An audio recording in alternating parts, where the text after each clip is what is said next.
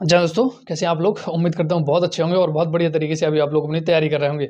इस वीडियो में मैं बात करने वाला हूँ एसएससी जीडी के बारे में। काफ़ी लंबा समय हो गया है और एसएससी जीडी पर कोई भी वीडियो नहीं आई है। आप सभी को पता होगा कि आप लोगों का जो एग्ज़ाम है वो 20 फरवरी से होने वाला है।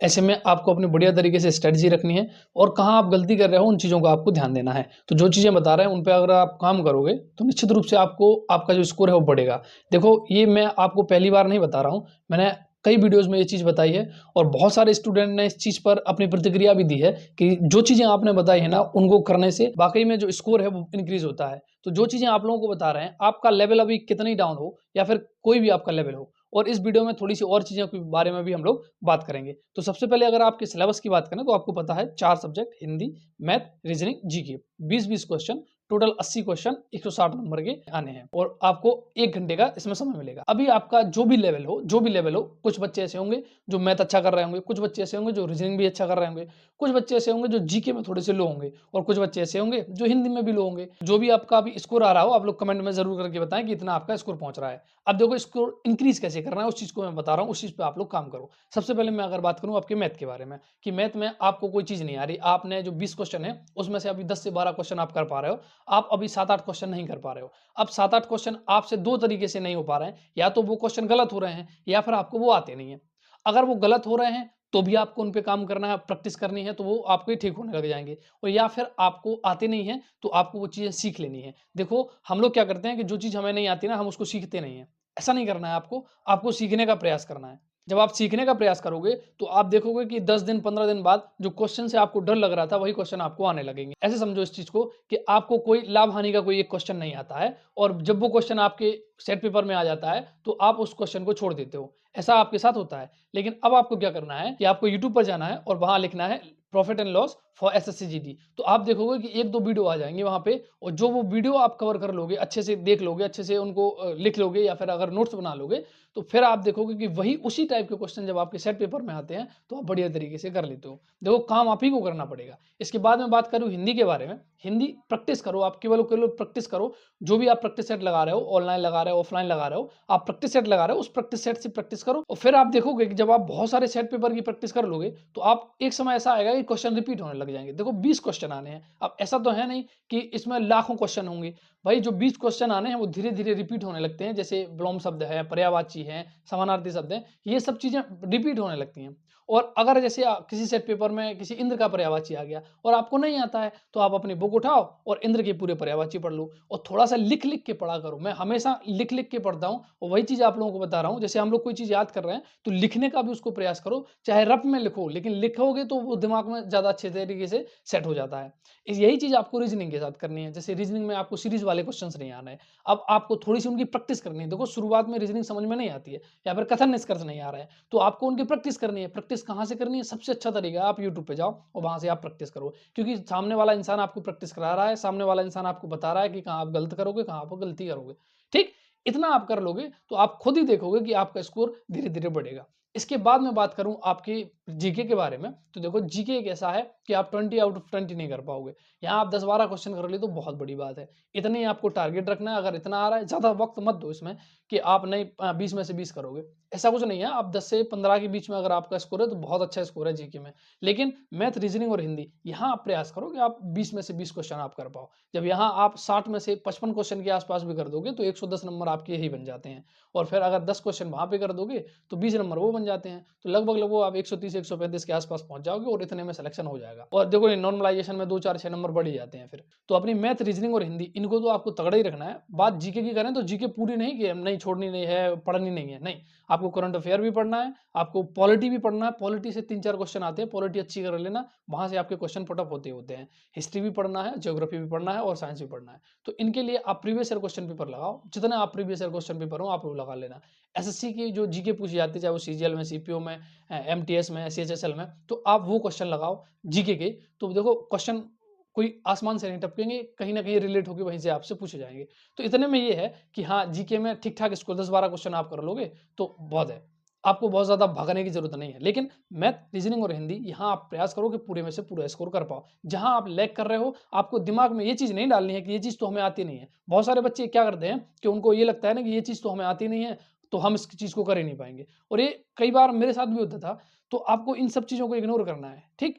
इस बात का आप लोग ध्यान रखो। और बहुत सारे बच्चे अभी आजकल मैसेज ये करते हैं कि भैया आपने जो एग्ज़ाम क्लियर किए हैं, वो बहुत कम कॉम्पिटिशन में किए हैं। देखो ऐसा नहीं है, आप अभी जो कर रहे हो ना, आपसे 4 साल बाद जो लड़के आएँगे ना, वहाँ कॉम्पिटिशन और होगा। तो ये कॉम्पिटिशन तो बढ़ते ही जाना है। जब हम लोग तैयारी कर रहे थे, तो हम लोगों को लगता था कि हमसे पहले वालों ने जो एग्ज़ाम क्रैक किए हैं, वो बहुत कम कॉम्पिटिशन में किए हैं। तो जैसे-जैसे बढ़ेगी चीज़ें, वैसे-वैसे कॉम्पिटिशन बढ़ता जाता है। तो ये सब चीज़ें तो माहौल के ऊपर डिपेंड करता है। इसको इतना नहीं लेना है कि पहले कॉम्पिटिशन कम था, अब कॉम्पिटिशन ज़्यादा है। बस कॉम्पिटिशन पढ़ने वालों के बीच में होता है, भीड़ के बीच में कॉम्पिटिशन नहीं होता है। दूसरी एक इम्पोर्टेंट चीज़ मैं आप लोगों के लिए बता रहा हूँ, आप लोग ध्यान देना, एक कॉन्फिडेंस के ऊपर। अभी बहुत सारे लोग थोड़े से डिमोटिवेट हो जाते हैं, उनके लिए कोई कुछ कह देता है। देखो, मुझे पता है कि ये जो वीडियो है ना, वो गाँव, देहात या कहीं ऐसी क्षेत्र से बच्चा देख रहा है, ठीक? और तो ऐसे मुझे नहीं लग रहा है ना कि कोई बहुत स्मार्ट सिटी या फिर कोई मेट्रो सिटी से ये वीडियो देख रहा होगा। ज़्यादातर बच्चा है गाँव देहात का देख रहा है, और उसको एक नौकरी की आवश्यकता है कि बस कैसे भी करके हमको एक नौकरी मिल जाए, ताकि जो घर में उसकी इनकम है, वो एक रेगुलर इनकम आने लगे और वो अपने परिवार को सपोर्ट कर पाए, छोटा-सा अपना एक घर, बढ़िया-सा घर बना पाए और थोड़ा-सा कुछ चीज़ें कर पाए। यही तो आपको चाहिए है। तो ऐसे में मैंने एक चीज़ बहुत सारे लोगों में देखी है कि जैसे गाँव देहात में जो होते हैं, तो उनको डिमोटिवेट करने वाले बहुत लोग हो जाते हैं। जैसे अगर वो कहीं रनिंग करने के लिए जा रहे हैं, तो 4 लोग बैठे रहेंगे, वो बेवकूफ़ टाइप के आदमी होते हैं। वो बैठे रहेंगे और कुछ भी बोल देंगे, "अरे भैया पुलिस में बन रहे हो, अरे भैया फौज में जाना है अब तुम्हें, अरे वहाँ नहीं जा पाओगे तुम।" तो उससे एक जो बच्चा होता है, वो कहीं न कहीं डिमोटिवेट हो जाता है, उसके दिमाग में वो चीज़ भर जाती है कि हाँ, नहीं जा पाएँगे। क्यों नहीं जा पाएँगे? क्योंकि वो जो आपको बोल रहे हैं ना, उनने कभी कुछ नहीं उखाड़ा होता है। वो पढ़ना भी नहीं जानते हैं, शायद वो हो सकता है वो गँवार टाइप के आदमी हो, जो कभी पढ़ने भी नहीं गए होंगे, और वो आपको ऐसी चीज़ें बोल रहे हैं। तो आपको उनको इग्नोर करना है, पॉज़िटिव माइंड लेके आना है। मैं सच बता रहा हूँ आपको, पॉज़िटिव माइंड लेके आना है। और ये चीज़ आप ही के साथ नहीं होती है कि आप गाँव में हो और केवल आपको डिमोटिवेट कर रहे हैं, नहीं। आप स्कूल में भी होगे, वहाँ भी 1-2 लोग ऐसे होंगे, आप नौकरी भी करोगे, वहाँ भी ऐसे लोग होंगे, और आप जहाँ भी जाओगे ना, 1-2 लोग ऐसे मिल ही जाते हैं, बेवकूफ़ टाइप के आदमी। और ऐसा नहीं है कि मुझे नहीं मिलते हैं, मुझे भी बहुत सारे लोग ऐसे बोलते हैं, "अरे! इंद्रजीत भाई तुम क्या", मतलब ऐसे तमाम ऐसी बातें होती हैं, लेकिन इग्नोर करो उन चीज़ों को, क्योंकि वो इंसान नहीं जानते ना कि आप कितनी मेहनत कर रहे हो अपने काम के लिए। आपने जो सपना देखा है उसके लिए काम करना सीखो, जब तक आप काम नहीं करोगे, आपके सपने पूरे नहीं होंगे, और दूसरे इंसानों को बताने की ज़रूरत नहीं है। आप बस, अगर आपको जैसे दिल्ली से अगर कश्मीर तरफ जाना है ना, तो कश्मीर वाला रास्ता पकड़ो, कन्याकुमारी वाला मत पकड़ लेना। बस इतना कर लो, आप धीरे-धीरे, मैं तो कहता हूँ कि 1 महीने में नहीं, 2 महीने में, 4 महीने में और पहुँचोगे, लेकिन धीरे-धीरे पहुँचोगे ना, साल 2 साल में वो पहुँचोगे, धीरे-धीरे पहुँचोगे ना। और मुसीबतें, फ्रस्ट्रेशन, ये सब चीज़ें सबके साथ होती हैं। आप इकलौते इंसान नहीं हो, हम लोग मनुष्य हैं। तो कभी-कभी डर भी लगता है कि क्या पता सिलेक्शन होगा कि नहीं होगा, अब क्या करें, कैसे यहाँ से निकलें? ये आपके साथ नहीं होता है, मेरे साथ भी होता है, हर एक इंसान के साथ होता है। और मैंने भी बहुत सारी परेशानियाँ झेली होंगी, ऐसी बात नहीं है कि सीधे अपन आए, एग्ज़ाम दिए और क्लियर होके यहाँ पे चले आए।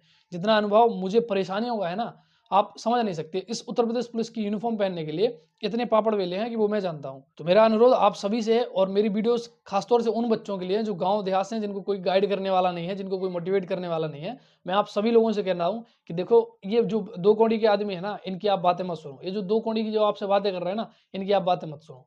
आप बातें सुनो अपने आप की, आप बातें सुनो जिस इंसान ने ऐसा किया है। मैं भी गाँव क्षेत्र से आता हूँ, मुझे पता है कितना लोग सपोर्ट करते हैं गाँव में। अभी भी देखो कितने बच्चे हैं जो तैयारी कर रहे हैं अपने सपनों के लिए। अभी भी कितने बच्चे हैं जो कह रहे हैं कि नहीं, हम सिलेक्शन लेके मानेंगे। तो ऐसे तमाम लड़के हैं ना जो मेहनत कर रहे हैं, लेकिन 2-4 चुरकुट टाइप आदमी होते हैं जो उनको डिमोटिवेट करते ही हैं। अरे भैया तुमसे, वो आपके पेरेंट्स के सामने भी आपकी बुराई करने लग जाते हैं। हो सकता है कोई ऐसे रिश्तेदार भी हों, ऐसी कोई कमी नहीं होती है। हमारे यहाँ पे सब टाइप के लोग मिलते हैं।